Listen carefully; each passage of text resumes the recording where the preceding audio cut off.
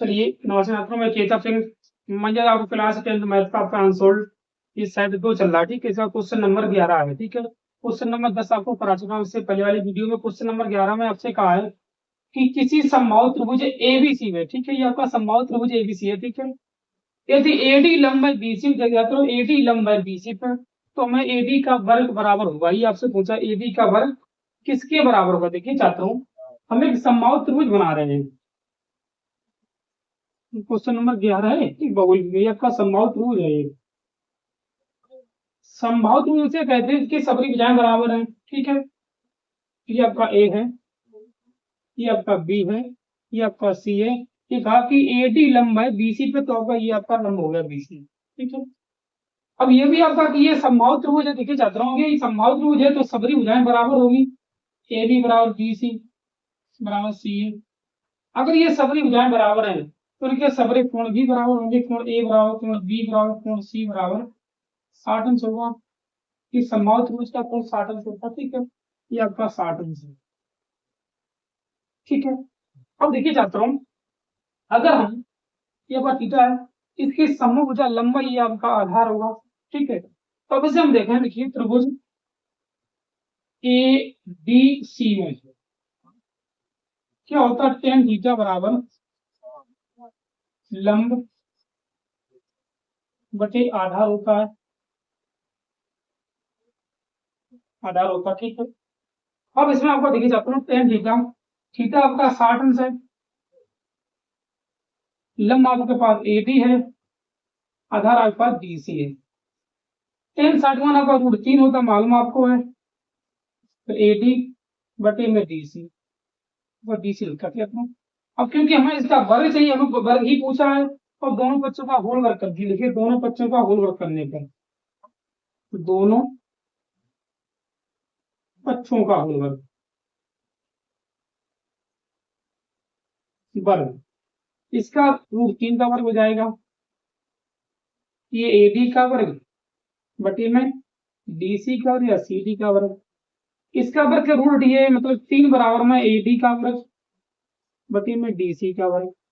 ये आपका हो जाएगा ए डी का वर्ग बराबर में आपका हो जाएगा डी सी, 3 डी सी का वर्ग, 3 डी सी या सी डी। तो ऑप्शन आपका सही है, चौथा वाला दिया। 3 सी डी का वर्ग दिया, एक ही बात है, डी सी या सी डी और एक ही। ठीक, इसे आप नोट करिए। ठीक है, इसे आप क्वेश्चन नंबर 12 देखिए। क्वेश्चन नंबर आप 12 देखिए, इससे आगे एक बढ़िया क्वेश्चन है। ठीक है,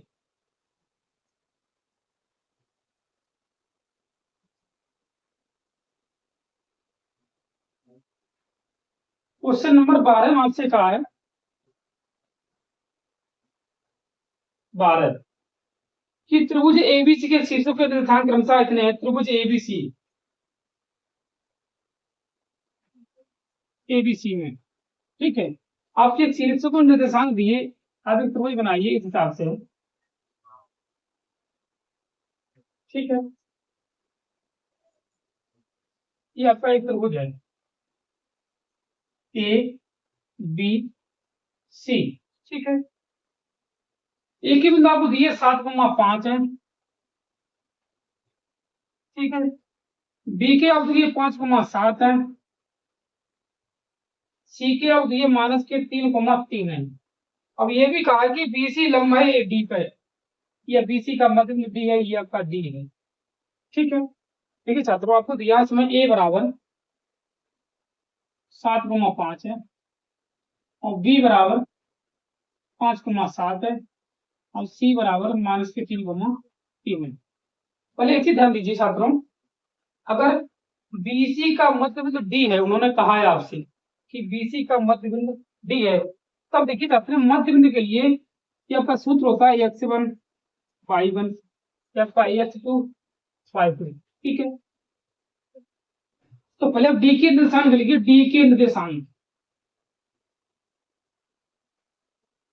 डी के निर्देशांक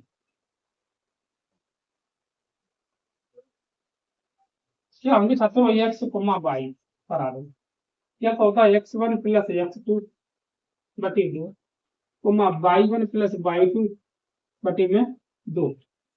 देखिए छात्रों एक्स बन के जब रखिए आपका 5 है, देखिए 5 है, और एक्स चूंकि आपको माइनस के 3 है बटे 2, वाई बन के आपका 7 है, वाई तो आपका 3 है बटे 2 है। ठीक है छात्रों, अब देखिए 5 बटे 3 आपके कितने बचे, 2 बचे, 2 बटे 2, और 7 3 10 बटे 2, आप भाग दीजिए, 2 1 2, 2 पंचे 10, इसके आपके मान आ गए 1,5। आपसे ये पूछा कि एडी की माप होगी, मतलब एडी के बीच आपसे दूरी पूछी, आपके डी के बिंदु आ गए हैं, ठीक है, ये एडी की माप, एडी की माप के लिए आप पहले ए के बिंदु रखिए, कितने आपके पास 7,5 है, फिर डी के लिखिए 1,5 है, 1,5 है, ये आपका x1, ये आपका y1, ये आपका x2, ये आपका y2। माप के लिए क्या सूत्र होता है, बीच की दूरी का माप या दूरी, x2 माइनस x1 का होल वर्ग प्लस y2 माइनस y1 का होल वर्ग।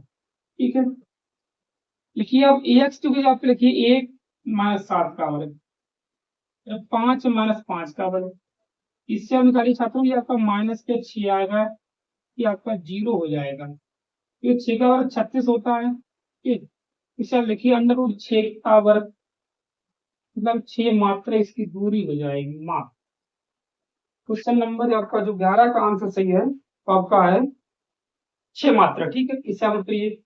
इससे क्वेश्चन नंबर 13 बहुत ही सिंपल है, देखिए छात्रों 13 क्वेश्चन नंबर है आपका, 13 में आपसे पूछा है, क्वेश्चन नंबर 13 में आपसे पूछा है कि सेक थीटा बराबर 2, तो थीटा का मान, आपको मालूम है सेक में ये 60 अंश का मान होता है, और लिखिए सेक थीटा बराबर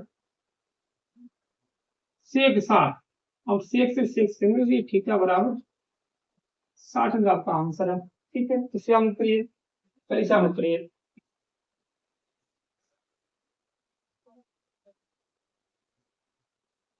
तो इससे आगे क्वेश्चन नंबर आप देखिए 14 देखिए, चलिए बात 14 देखिए, इससे आगे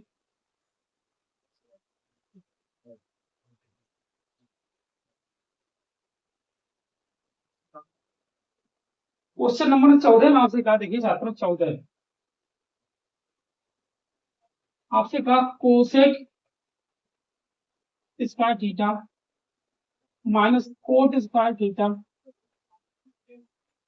फिर 1 माइनस कोस स्क्वायर थीटा, ठीक ये है का मान होगा, आपसे मान पूछा, देखिए छात्रों मालूम हुआ कोसेक स्क्वायर थीटा माइनस के कोट स्क्वायर थीटा आपका एक हो जाता है, 1 माइनस कोस स्क्वायर आपका होता है साइन स्क्वायर थीटा, आंसर आपका आ गया साइन स्क्वायर थीटा आंसर है, सिंपल सवाल है।